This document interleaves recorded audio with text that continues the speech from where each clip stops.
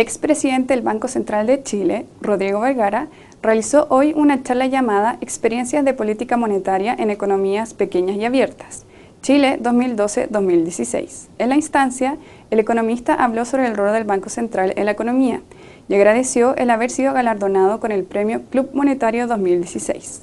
A continuación, les mostramos un extracto de su exposición. Básicamente lo que voy a hacer hoy día es hablar sobre, como dice el título ahí, política monetaria en economías pequeñas y abiertas como la chilena. Me voy a referir en particular, obviamente, a la política monetaria que siguió Chile durante mi mandato como presidente del Banco Central. Esto es entre diciembre de 2011 y diciembre del año recién pasado, del año 2016. El año 90, recientemente inaugurada la autonomía, acuérdense que la autonomía viene de diciembre del año 89, el Banco Central tenía que ir al Senado. En la ley orgánica dice que todos los septiembre de cada año tiene que ir al Senado a presentar un análisis de la situación económica y proyecciones para el año entrante. Eso que inicialmente fue un año, a partir del año 2000 empezó a ser 4 veces al año con los famosos informes de política monetaria.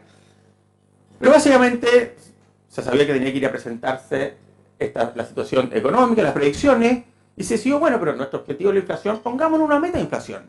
Y en ese entonces se puso una meta de inflación entre 15 y 20%. Y así fue bajando esa meta de inflación durante los años. Nótese que el esquema de metas de inflación es un esquema que después se popularizó mucho en el mundo. Sin embargo, cuando se implementó en Chile el año 90, ni siquiera se hablaba de eso. Recién, 1 o 2 años antes, Nueva Zelanda había empezado con este esquema de metas de inflación. Nueva Zelanda es considerado el promotor, el fundador del esquema de metas de inflación. Cuando Chile lo implementó el año 90, ni siquiera sabía que Nueva Zelanda había empezado, o por lo menos se tenía solo una vaga idea de que Nueva Zelanda había empezado con esto. Hoy día, la mayor parte de los países del mundo tiene metas de inflación. Entonces las metas fueron cayendo hasta llegar al 3% actual a principios de la década pasada. Y ahí se estabilizaron en ese 3% con un rango de tolerancia de más o menos 1%, y eso es lo que está en gris. En algunos momentos, mientras la inflación caía, la inflación meta era un rango, en otros casos fue un punto, etc. Lo notable es que en general siempre se cumplió esa meta. Como les decía, entonces el rango, la meta es de 3%, con un rango de tolerancia de más o menos 1%. ¿Qué significa eso? Que se espera que la inflación esté la mayor parte del tiempo en dicho rango, entre 2 y 4%. Y la verdad es que es interesante este punto, porque si bien la inflación promedio de Chile durante todo este periodo, 2001-2016, es muy cerca de la meta, es un 3,3%, y la verdad es que eso significa estar muy cerca de la meta de 3%, también es cierto que buena parte del tiempo la inflación ha estado fuera de ese rango de tolerancia. De hecho, alrededor de un 45% de los meses, si uno toma desde el 2001 hasta ahora, ha estado o por arriba del 4% o por abajo del 2%. ¿Por qué es esto? Básicamente porque esta es una economía pequeña, abierta y sujeta a shocks muy importantes.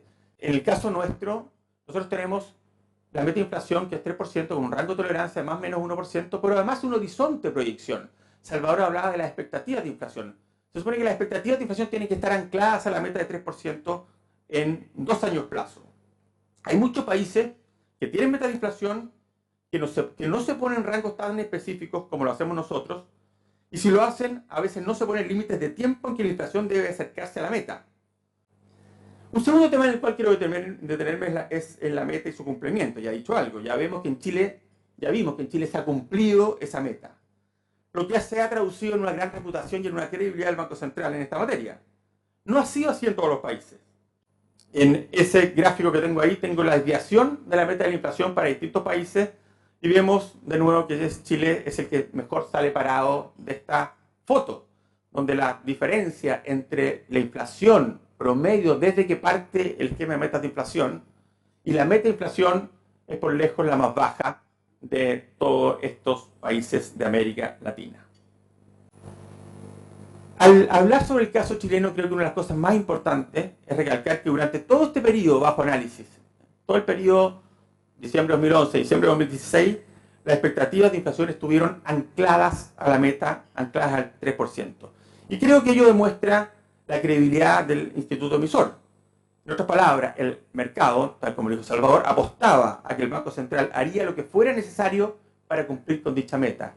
Insisto, el punto, haría lo que fuera necesario. El mercado sabía que si la inflación se iba a disparar por un periodo largo hacia arriba, iba a hacer una política más contractiva y viceversa si la inflación iba a estar por abajo. En Chile tenemos una política cambiaria de tipo de cambio flexible, pero donde el Banco Central se reserva el derecho a intervenir si el tipo de cambio se aleja por un margen significativo y por un periodo prolongado de sus niveles de equilibrio de largo plazo. La verdad es que definir qué es lo que es el nivel de equilibrio de largo plazo no es algo fácil. En el Banco Central hay algunos modelos, ciertos modelos que nos permiten aproximarnos a eso, pero nunca es fácil llegar a exactamente qué es lo que es, o sea, en qué punto debe intervenir el banco. Las últimas intervenciones que hubo en este país fueron en el año 2008 y el 2011, donde se adquirieron montos significativos de reservas en un escenario donde las presiones a la apreciación del peso eran importantes.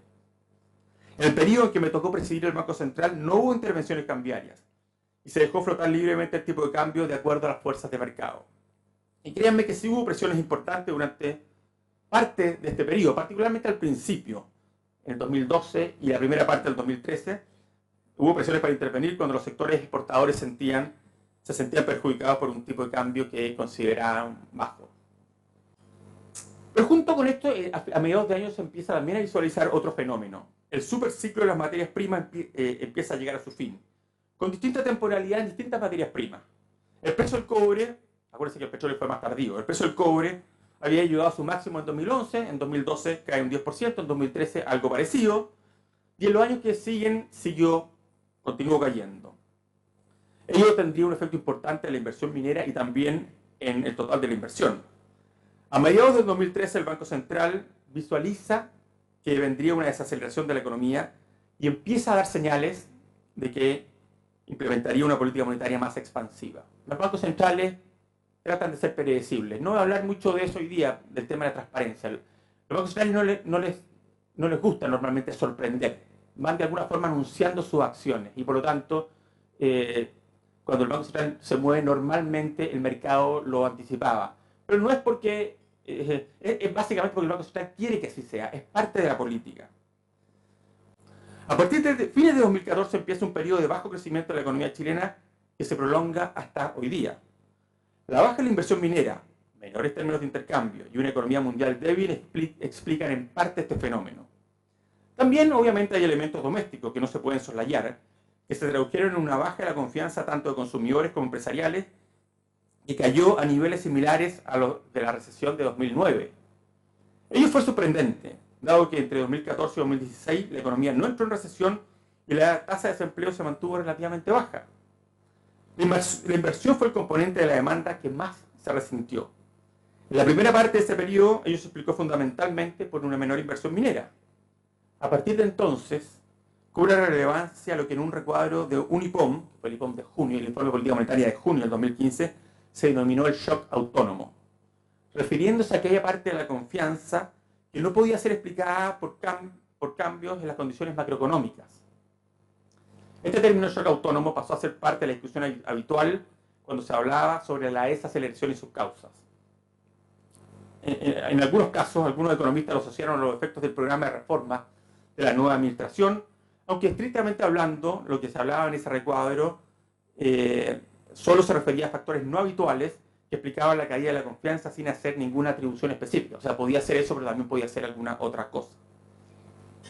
En materia de precios, se acentúa la volatilidad en los mercados externos y continúa la baja del precio del cobre, lo que lleva a depreciaciones adicionales del peso. En 2014 el peso se depreció 16%, el tipo de cambio subió 16% en términos nominales, y en 2015 subió otro 15%. Ahí está la fuerte alza del tipo de cambio, tanto en 2014 como en 2015. Chile es la línea naranja. Es interesante que Chile se deprecia más que otras economías al principio. Vemos que la línea naranja, de hecho, en el segundo periodo parte por arriba del resto, pero después se estabiliza también antes. El efecto sobre la inflación de transables fue rápido, ya lo mostramos previamente, ahí está. Sube fuertemente la inflación de transables, que ahí está en lo naranja, y eso hace subir la inflación. A fines del 2014, la inflación termina en 4,6%, por arriba de la meta, y a fines de 2015 en 4,4%. Ambos números, como ven, por arriba de la meta, o del rango meta del Banco Central, por arriba del 4%. Entonces la inflación estuvo sobre la meta por más de 2 años.